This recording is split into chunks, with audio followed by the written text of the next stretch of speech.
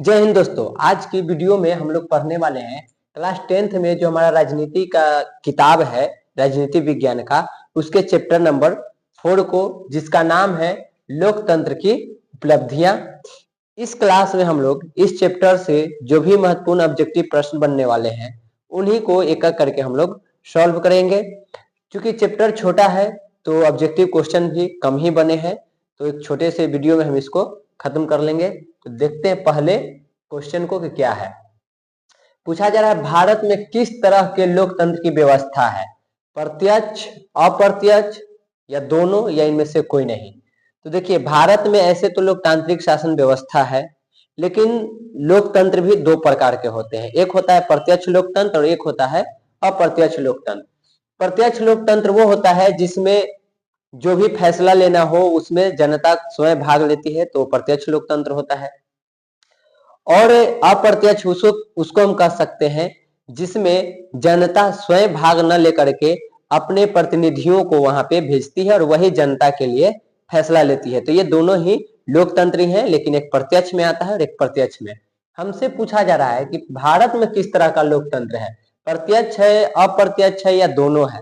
तो भारत में मुख्य रूप से देखें तो हम लोग शासन व्यवस्था में कोई भी नियम कानून बनाना हो, बदलाव करना हो, तो हम लोग उसमें भाग नहीं लेते हैं, बल्कि हमारे जो प्रतिनिधि हैं जिन्हें हम लोग चुन करके भेजे हैं वो ये सारे फैसले करते हैं।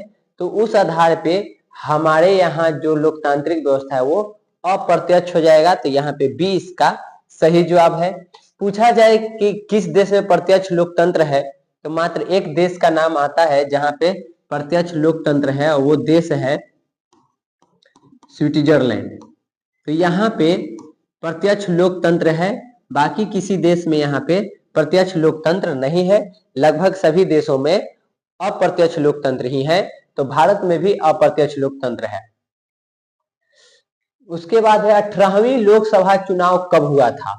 ये करेंट से एक तरह से क्वेश्चन हो सकता है, एग्जाम में भी आ सकते हैं। ऑप्शन में 2009, 2014, 2019 या 2024। तो 18वीं लोकसभा अभी इसी वर्ष हुआ था, तो इसका सही जवाब जो है वो हो जाएगा डी 2024। इसी में यहाँ पे 18वीं लोकसभा का चुनाव हुआ है। 2009 में यहाँ पे 15वीं हुआ था, 2014 में 16वीं हुआ था और 2019 में 17वीं हुआ था, और 2024 में 18वीं लोकसभा का चुनाव हुआ है। तो डी यहाँ पे इसका सही जवाब हो जाएगा। समकालीन विश्व में सरकार का सबसे लोकप्रिय रूप क्या है? यानी कि आज का जो समय है, इस समय में कौन सी शासन व्यवस्था सबसे ज्यादा लोकप्रिय है, कौन से शासन व्यवस्था को दुनिया द्वारा सबसे ज्यादा यहाँ पे माना जा रहा है, उसी के बारे में बताना है। ऑप्शन है राजतंत्र, सैनिक शासन, अधिनायकवाद या लोकतंत्र। तो यहाँ पे हम लोग देखें तो आज के समय में सबसे ज्यादा जिस सरकार को माना जा रहा है वो है लोकतांत्रिक सरकार। तो यहाँ पे इसका डी सही जवाब हो जाएगा। उसके बाद क्वेश्चन नंबर 4 को देखते हैं। किस सरकार में चुनाव नियमित रूप से होते हैं? लोकतंत्र में, राजतंत्र में, सैनिक शासन में या गैर लोकतांत्रिक में? तो नियमित रूप से चुनाव जो है वो लोकतांत्रिक शासन व्यवस्था में ही होता है, तो ए यहाँ पे इसका सही जवाब हो जाएगा। भारत में बात करें ऐसे लोकतांत्रिक जो भी शासन व्यवस्था होता है, तो चुनाव एक नियमित समय पे होता है, एक समय सीमा तय की जाती है। जैसे कि भारत में अगर चुनाव की बात किया जाए तो लोकसभा का हो या विधानसभा का, ये 5 वर्षों पे होता है। तो यहाँ पे 5 वर्षों पे चुनाव होता है। कई सारे देशों में भी 5 वर्षों पे होता है। एक हम लोग अमेरिका को जान सकते हैं, अमेरिका में 4 वर्षों पे यहाँ पे चुनाव किया जाता है। तो सवाल पूछा गया है कि नियमित चुनाव कहाँ पे होता है, किस शासन व्यवस्था में होता है? तो उसका सही जवाब हो जाएगा लोकतंत्र में, और भारत में चुनाव प्रत्येक 5 वर्ष पे किया जाता है। लोकतंत्र की उपलब्धियों में सबसे अधिक सहायक क्या है? निर्धनता, अशिक्षा, विषमता या विकास? देखिए, लोकतंत्र की उपलब्धि में अगर बात किया जाए तो जितना ज्यादा यहाँ पे विकास होगा उतना ही ज्यादा वो लोकतंत्र की उपलब्धि होगा। यदि समाज का, लोगों का या क्षेत्र का जब विकास होता है तो लोकतंत्र का काम ही होता है लोगों को विकसित करना, समानता लाना, लोगों को एक साथ आगे बढ़ाना। तो जितना ज्यादा समाज में लोगों का विकास होगा वो उतना ही लोकतंत्र के उपलब्धि में वो शामिल होगा। तो यहाँ पे डी इसका सही जवाब हो जाएगा। लोकतंत्र की उपलब्धियों में अधिक सहायक होता है विकास। जितना ज्यादा विकास उतना ज्यादा लोकतंत्र को सफल माना जा सकता है। लोकतंत्र में फैसले लिए जाते हैं व्यक्ति विशेष के द्वारा, प्रधानमंत्री के द्वारा, सामूहिक सहमति से या राजनीतिक पार्टी के द्वारा।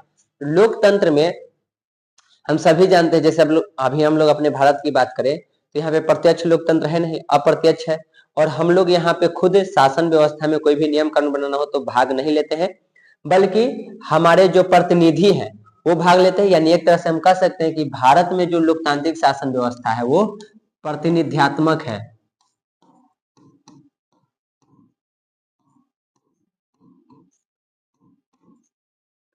प्रतिनिध्यात्मक लोकतंत्र है और इसमें यहाँ पे हम लोग शामिल नहीं होते हैं, बल्कि जो हमारे प्रतिनिधि हैं वो इसमें शामिल होते हैं और नियम कानून बनाने का कार्य करते हैं।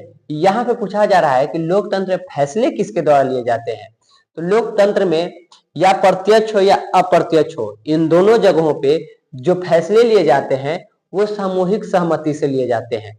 जहाँ पे प्रत्यक्ष लोकतंत्र होगा वहां पे उस देश के जो जनता है उनके समूहों द्वारा आपसी सहमति से फैसले लिए जाएंगे, और जहां पे अप्रत्यक्ष लोकतंत्र होता है वहां पे जनता द्वारा चुन के जो प्रतिनिधि जाते हैं वे सामूहिक सहमति से यहाँ पे फैसले लेते हैं। तो इसका सही जवाब जो है वो सी हो जाएगा, सामूहिक सहमति से फैसले लिए जाते हैं। पूछा जा रहा है भारत में वोट देने के लिए न्यूनतम आयु क्या है, यानी कितने वर्ष हो जाने पर कम से कम कितना उम्र होना चाहिए वोट करने के लिए। 16 वर्ष, 18 वर्ष, 21 वर्ष या 25 वर्ष। तो भारत में वोट देने के लिए न्यूनतम आयु जो है वो 18 वर्ष है वर्तमान में अभी। तो यहाँ पे जो भी अगर 18 वर्ष का हो जाता है और अगर उसको जो वोटर लिस्ट होता है उसमें नाम है तो वो वोट कर सकता है। इसके बाद वो वोट देने के लिए यहाँ पे एलिजिबल हो जाता है, वो अप्लाई कर सकता है, वोटर आईडी कार्ड बनवा सकता है और वोट कर सकता है। पहले जब संविधान हमारा बना था तो ये 18 वर्ष नहीं था, ये 21 वर्ष था। तब जाकर के यहाँ पे 61वां संविधान संशोधन किया गया।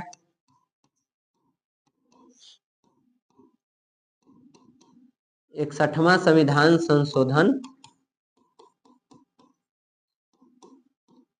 1988। इसके तहत ही यहाँ पे जो वोट देने की उम्र 21 वर्ष थी उसको घटा करके 18 वर्ष कर दिया गया है।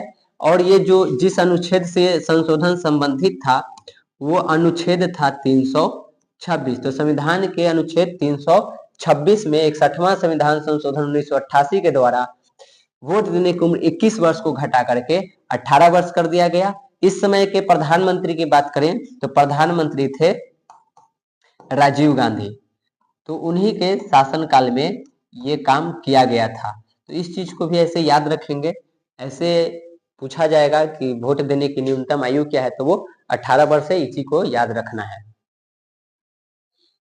निम्नलिखित में कौन सा कारक लोकतंत्र की उपलब्धियों के मार्ग में बाधक है। यहाँ पे जो ऑप्शन दिए गए हैं उसमें से कोई एक ऐसा है जिसके होने के कारण लोकतंत्र उतना विकास नहीं कर पाता है, वो अपने उपलब्धियों को हासिल नहीं कर पाता है। तो वो कौन सा होगा? निर्वाचन आयोग, संविधान, आर्थिक असमानता या फिर इनमें से कोई नहीं। तो निर्वाचन आयोग तो निष्पक्ष और स्वतंत्र यहाँ पे आपका चुनाव करवाता है, तो लोकतंत्र के विकास में इसका बहुत बड़ा योगदान होता है, तो उसकी उपलब्धि के लिए जरूरी है। संविधान जो कि लोकतांत्रिक देश के लिए सबसे महत्वपूर्ण माना जाता है तो वो भी होना चाहिए। लेकिन अगर किसी समाज में आर्थिक असमानता है, किसी देश में आर्थिक असमानता है तो ये लोकतंत्र के लिए एक चुनौती है, उसके उपलब्धियों में एक बाधक बनता है। तो यहाँ पे सी इसका सही जवाब हो जाएगा। लोकतांत्रिक व्यवस्थाओं ने निम्नांकित में से किस मुद्दे पर सफलता पाई है? निम्नांकित में से किस मुद्दे पे सफलता पाई है ये बताना है। ये राजनीतिक असमानता को समाप्त कर दिया है, लोगों के बीच टकराव को समाप्त कर दिया है, बहुमत समूह एवं अल्प समूहों के साथ एक जैसा व्यवहार करता है, या फिर समाज के आखिरी पंक्ति में खड़े लोगों के बीच आर्थिक पैमाना को कम कर दिया है। तो ये आर्थिक पैमाना को तभी कम नहीं कर पाया है। आर्थिक रूप से हमारे समाज में अभी भी असमानता देखने को मिलता है। उसके बाद राजनीतिक असमानता भी यहाँ पे देखने को मिलता है, क्योंकि पुरुषों और महिलाओं का योगदान अभी हमारे राजनीति में एक समान नहीं है। लोगों के बीच टकराव भी हमेशा जाति धर्म कई सारे मुद्दे को लेकर के होते रहते हैं।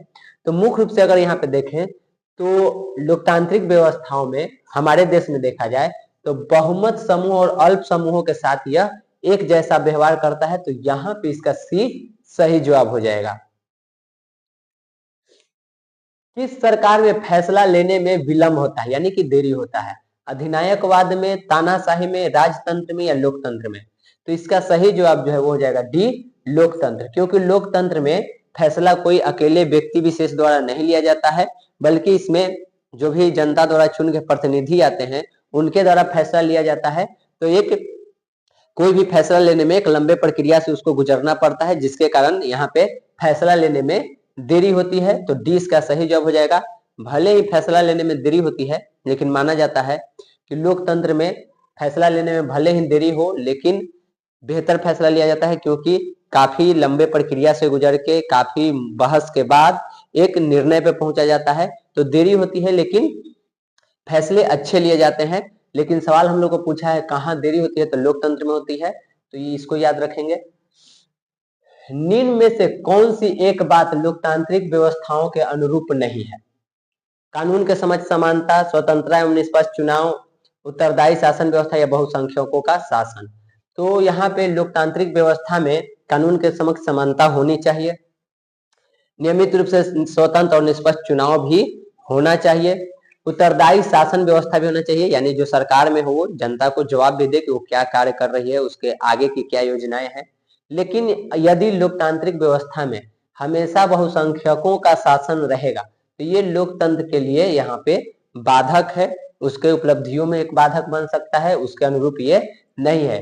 क्योंकि अगर लगातार बहुसंख्यकों का शासन रहेगा तो ऐसे में समाज में दो खेमे में समाज हमारा बंट जाएगा। एक जो बहुसंख्यक जो बहुत आगे चले जाएंगे, दूसरे अल्पसंख्यक जो बहुत पीछे रह जाएंगे। और ऐसी स्थिति में हमेशा ही बहुसंख्यकों द्वारा अल्पसंख्यकों का शोषण किया जाएगा, उनके अधिकारों से उनको वंचित रखा जाएगा। तो बहुसंख्यकों का शासन होना लोकतांत्रिक व्यवस्थाओं के अनुरूप नहीं होता है। तो डी यहाँ पे इसका सही जवाब हो जाएगा। सरकार का कौन सा प्रकार सबसे अच्छा माना जाता है? राजतंत्र, लोकतंत्र, अधिनायकवाद या इनमें से कोई नहीं? तो यहाँ पे इसका सही जवाब जो है वो बी हो जाएगा, लोकतंत्र।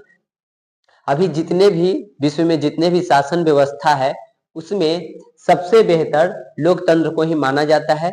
ऐसा नहीं है कि लोकतंत्र पूर्णतः एकदम सही शासन व्यवस्था है, इसमें भी कई सारी खामियां हैं, इसकी भी आलोचनाएं की जाती है। लेकिन जितने भी शासन व्यवस्था अभी विश्व में मौजूद है उन सभी में लोकतंत्र को सबसे बेहतर माना गया है। तो उसके आधार पे यहाँ पे 20 का सही जवाब हो जाएगा। दक्षिण अफ्रीका के प्रथम अश्वेत राष्ट्रपति कौन थे? Nkrumah, general Pinochet, Nelson Mandela या फिर अब्राहम लिंकन? तो दक्षिण अफ्रीका के प्रथम अश्वेत जो राष्ट्रपति बने थे वो नेल्सन मंडेला थे। तो यहाँ पे सी इसका सही जवाब हो जाएगा। किस गुण के कारण लोकतंत्र को अन्य शासन प्रणालियों से बेहतर माना जाता है? समानता और स्वतंत्रता के पोषक के कारण, जनमत के कारण, मतभेदों में सामंजस्य के कारण या इनमें से सभी के कारण? तो लोकतंत्र यहाँ पे सबसे पहले स्वतंत्रता और समानता की बात करता है, तो ये भी इसका हो जाएगा। ये जनमत की बात करता है क्योंकि यहाँ पे जो भी प्रतिनिधि है वो जनता द्वारा चुन के आते हैं, तो जनमत के आधार पे यहाँ पे काम होता है। और यहाँ पे समाज में लोगों के बीच जो मतभेद होते हैं उसमें सामंजस्य स्थापित करने का काम भी लोकतांत्रिक शासन व्यवस्था में ही होता है। इसलिए इसका सही जवाब जो है वो हो जाएगा डी, इनमें से सभी। उसके बाद अंतिम क्वेश्चन है, जनमत पर आधारित शासन कौन सा होता है? राजतंत्र, तानाशाही, लोकतंत्र या इनमें से कोई नहीं? तो जनमत पर आधारित जो शासन व्यवस्था है वो है लोकतंत्र। तो यहाँ पे 15 का इसका सी सही जवाब हो जाएगा। तो इस चैप्टर से हम लोगों को इतना ही महत्वपूर्ण क्वेश्चन बना है क्योंकि चैप्टर छोटा है, तो इसी का तैयारी करेंगे। आज के क्लास में हम लोग इतना ही रहने देते हैं। मिलते हैं अगले क्लास में एक नए टॉपिक के साथ।